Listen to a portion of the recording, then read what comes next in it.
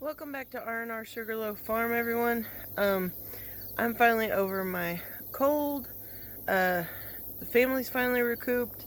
Our young bucks over here are in rut. So the minute we walk out of our house, the last 3 or 4 days, even with the stopped up nose, it's buck smell. It's buck smell season, guys. Anyway, I finalized our breeding. Abby's in the background doing the floss. I finalized our breeding list. I wanted to share with y'all on exactly what we give the goats on their feed. Okay, so this is where we store our feed for right now. So we have a Purina cattle stalker grower, alfalfa pellets, sweet feed. It's a Showtech amino goat gain. We've got calf manna, and then we've got our MFA goat grower. So, and then we've got our boss, which is the black oil sunflower seed. And then over here is chopped corn for the pigs. Okay, so our bucks get each pen. So there's 4 bucks in the young pen, and there's 3 in the senior pen. And we moved the little flashy weather out with the does, and he had to adjust, but he adjusted well. And since then, they have been stinking up the place. But, so each pen gets 1 full scoop of the amino goat gain, and then they get 1 full scoop of the alfalfa pellets, and then they get one, like about a half to 3/4 of a scoop of the cattle stalker grower, now that it's getting cooler and they're in rut, because the bucks, they use more energy during breeding season, and so you want to make sure that you are able to keep the calories on them, because they're not going to want to eat. They're going to want to breed, and we're already starting to see signs of that, to where they're not eating as much. So we're kind of pushing it to them, and then whatever they don't eat, we're collecting and giving to the pigs.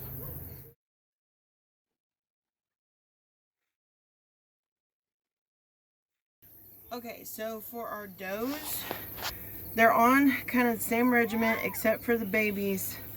The only thing that that's different is to where the babies don't get the black oil sunflower seed as of right now. Now whenever it starts to get colder, they will. But we find that they tend to choke on the seeds a little bit more whenever they've got the smaller mouths and throats. So because we are feeding, I think it's something like around 40 something does and kids all together, we are going to give of our goat grower, our calf manna,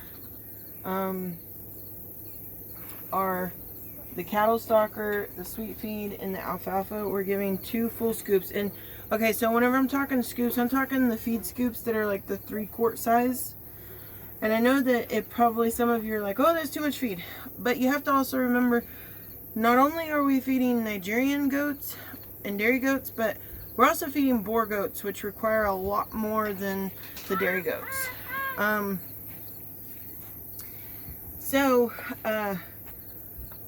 They're gonna get that, and then we take out a bucket full for the kids, and then we put in 1 scoop of the black oil sunflower seeds for the does. We mix it all together, and then we feed it out. So let me get it all mixed up, and I'll show y'all what we do and how we separate and everything like that. And I am the best cameraman ever. Thank you. Have a good day. Bye. This is the way we stir the pot, stir the pot, stir the pot. This is the way we stir the pot all day long.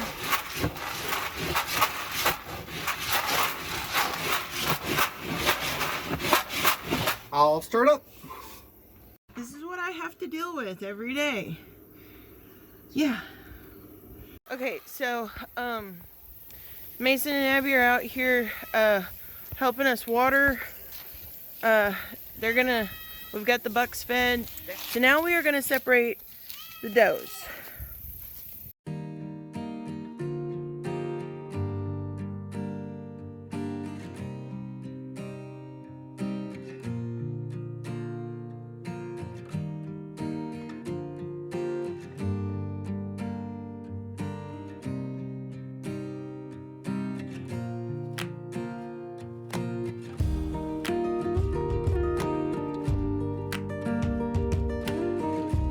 Alright, so we use the same concept, process of elimination, to where we separated the Nigerians, which there is, I think, 8 of them in here. 1, 2, 3, 4, 5, 6, 7, 8. Yep, there's 8 of them in here. Okay, now Mason will stand guard at that gate so nobody can get in and out. They can get through the bottom. Yeah, so I gotta sit. We haven't come up with a better option just yet. We're working on it. Okay, and then Abigail stays over here and mans this gate for the babies. Get off the gate. And then I come over here, and I already did it in this pen, but we clean out the feeders that we use. So I'll show y'all on that.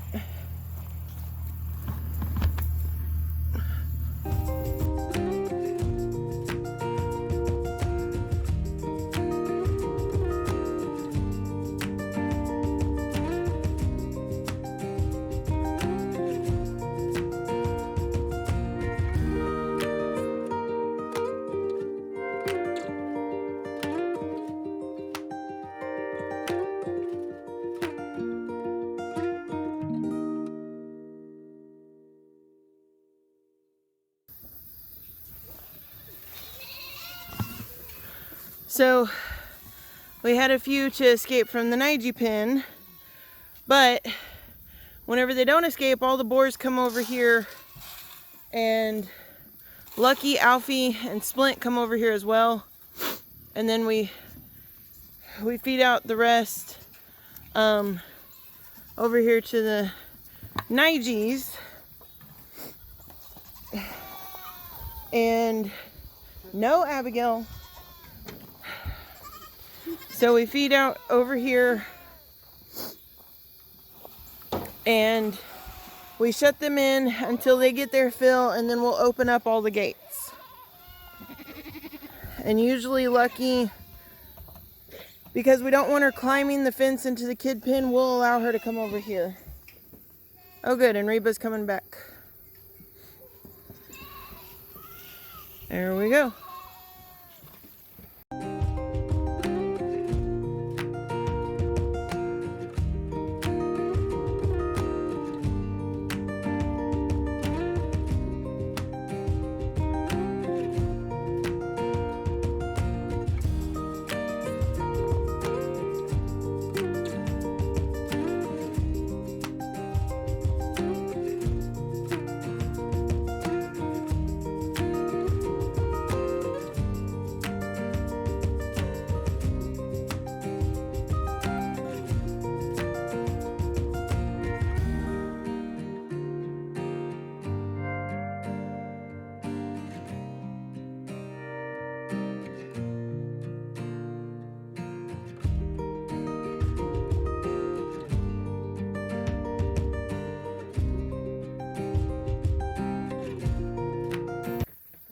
Okay, so one of the last things that we do is the pigs get fed and watered, and then we close 2 of our gates to where our does are down here.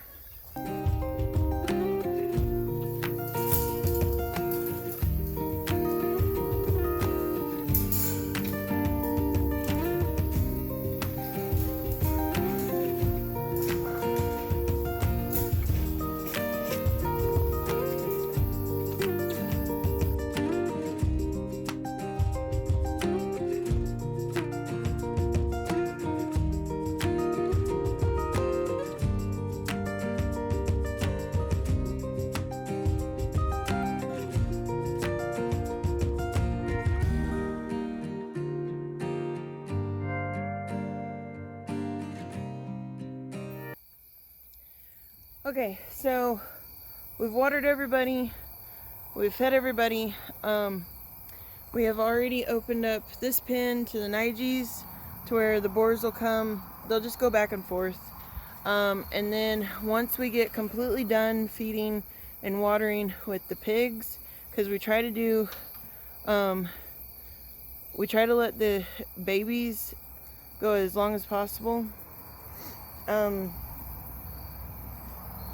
And then we will open up everything because we have figured out that it is becoming too cold in the evenings for the babies to stay separated from the rest of the herd. So everybody is done feeding, and that's whenever we open up. Abigail is opening up and propping open that gate, as long as the ghosts don't walk through our door, our gate holders. There we go. We need to put this one over there. Anyway, so Abigail, Yeah. come back into the shop. Okay. So Abigail, are we done with our evening chores? No. What else do we still have to do? Head count. The head count. That's right. So every single night after we feed everybody, we go through our whole entire herd list of names and we head count to make sure that everybody is here. And then, what's the very last thing that we do after that?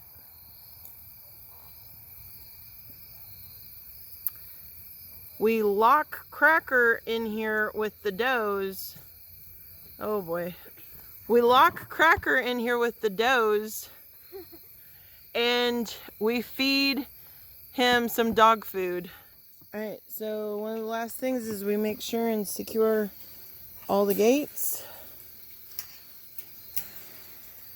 And it is 7:45 in the evening, so our days are getting shorter because about a month ago this used to be 9 o'clock. So we're having to get out here as early as possible now and get chores done in the evenings.